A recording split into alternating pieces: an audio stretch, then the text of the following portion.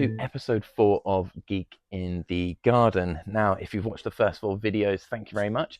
And if you haven't subscribed already, please do so. It would really help me out. Now, this week, I'm going to show you how I get started for a season of lawn care. I'm also going to answer a few questions on how I got started designing my cottage-inspired new build garden. And I'm just going to take you on a little tour so you can see what's growing in my garden at the moment. So, let's get cracking.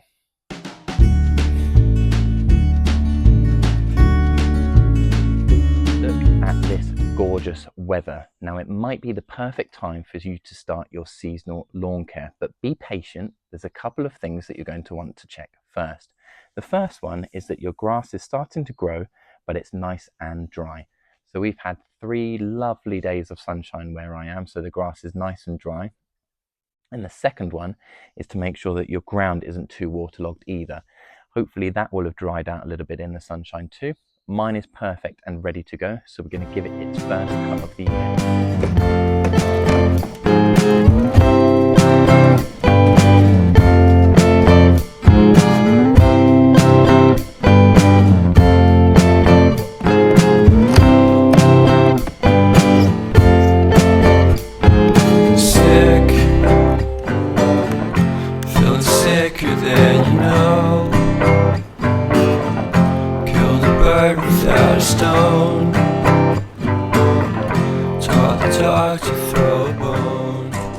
The next thing I'm going to do to my lawn is aerate it. This is a really key step to helping you get a lush, thick green lawn. Now what you're doing essentially is helping the roots to get all the nutrients and oxygen that needs to grow. As well as that, you're really helping the soil to be better draining. Now if you're in a new build and typically have got heavy, thick clay soil, you're really going to want to avoid using a fork or the novelty shoes that you can buy on Amazon with the spikes on them. All you're going to do with that is compact your soil even more. What you want to do is pick yourself up a hollow tine aerator, like this. Now I've got a 2-pronged one. You can get 4-pronged ones, and you can get some electronic and petrol powered ones too. Now the manual ones, I'll be honest with you, are really going to kill your arms and legs and are a bit of a workout. So if you're a sucker for punishment, I'd definitely go with the manual one. But what you are doing is taking out plugs from the soil. This is really going to improve your root structure. And if you've got clay soil, this is really going to improve the drainage overall. What I'm then going to do is add some topsoil, compost and sand mix. And this again is going to fill up all those holes, and over time is going to increase the quality of the soil even more. So I best get to it then really.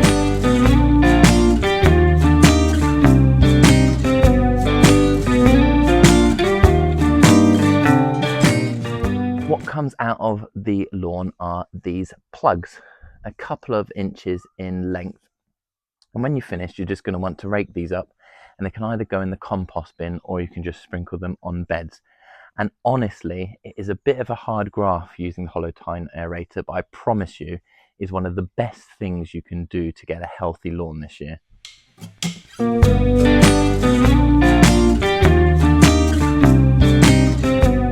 Now the lawn is nice and aerated, the next thing I'm going to do is give it a light scarify. Now there's a couple of ways you can do that. Either you can buy an electronic or a petrol version, you can rent those too, or you can just use something like a rake. Now there's a couple of reasons why I'm just giving it a light scarify. That's because I've got to get all the plugs up off the lawn from where I've just aerated it, and there's a lot of dead grass going in my lawn. But the other reason I'm only giving it a light scarify is because I'm going to put some treatment down to get rid of the moss. So in a few weeks' time, I'm going to have to scarify it again, and I don't want to stress the lawn out too much. So let's get cracking with the next part.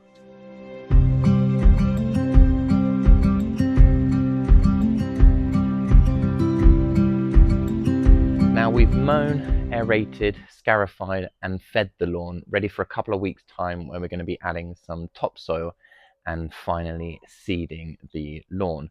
But just to finish off with, and just a bit of an aesthetic task, I'm just going to go around the borders with a lawn edging tool just to smarten these up.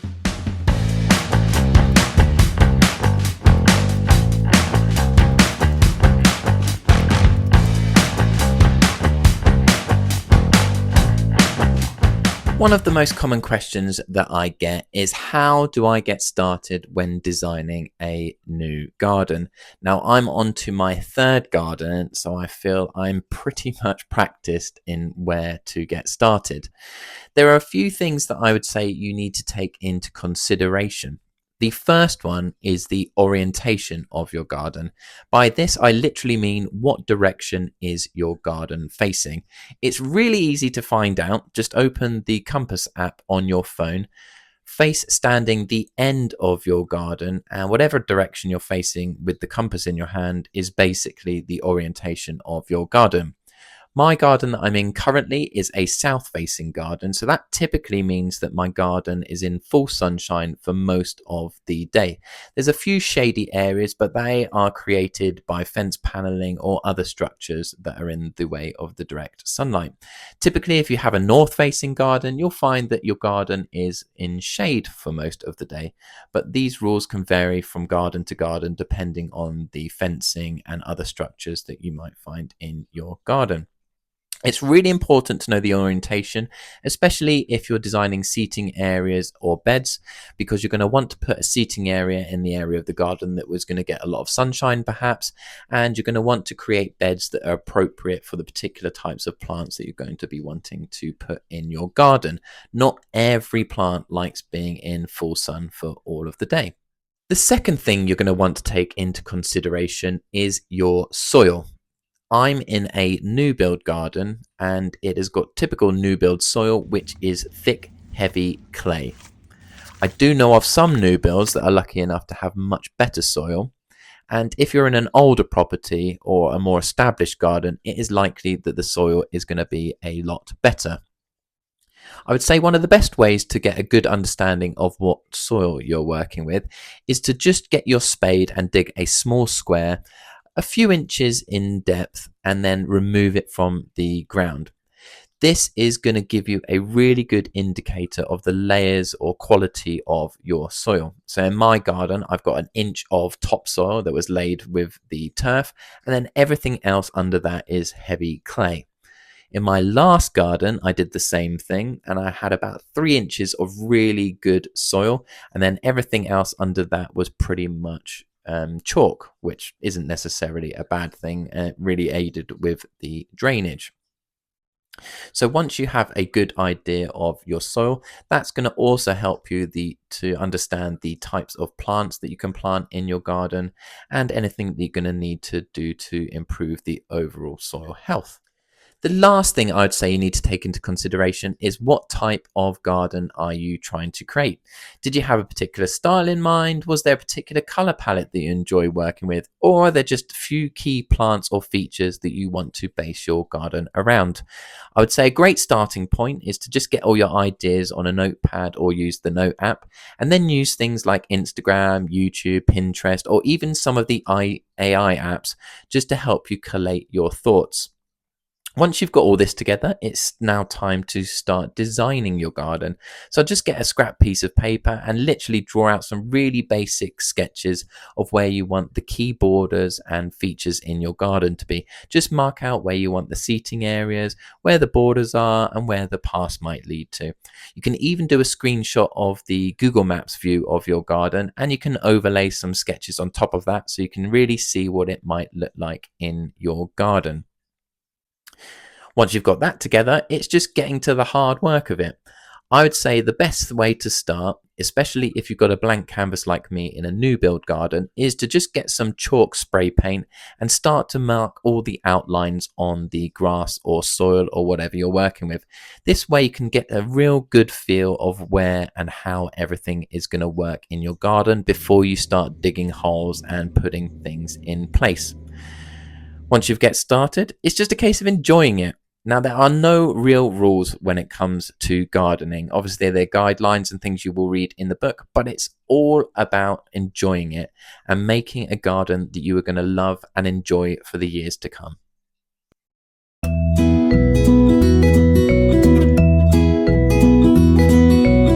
For me, no garden is complete without a little bit of a water feature. Now, with 2 young children, I can't really build a pond because it's going to be a bit of a health and safety issue. However, those who visited my beautiful border at Gardeners World Live last year might have seen the water feature that I used, one of these hydro fountains. So they're really cool little devices. They're just battery powered, and I only charged mine up a couple of times last year, and it lasted the whole summer.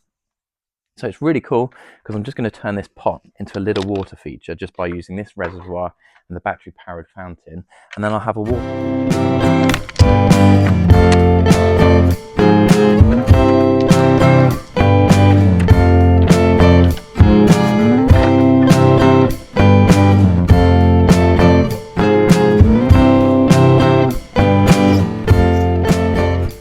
Now, I thought I would just do a little update on some of the plants that are growing in the garden at the moment. Now, you might remember from episode 1, this Acer that I planted with my wife at our wedding just had some very tiny buds on it. Now, already just 3 weeks later, we've got some leaves starting to form. I think the mild weather has really helped that, but it is looking good at the moment.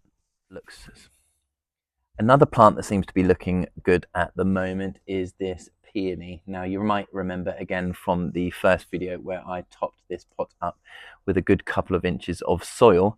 It seems to have done it the world of good.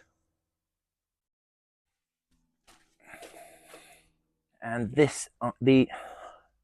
now over here we've got the pots that I topped up again in the first episode. And as you can see already, we've got the hostas coming through nicely. And just down here, we've got the bleeding heart. This is a pink one. I don't know the exact variety. Everything else looks fine for the time being. The weeds seem to have suppressed, but yeah, just at the moment, we've got the hostas and the bleeding hearts coming through.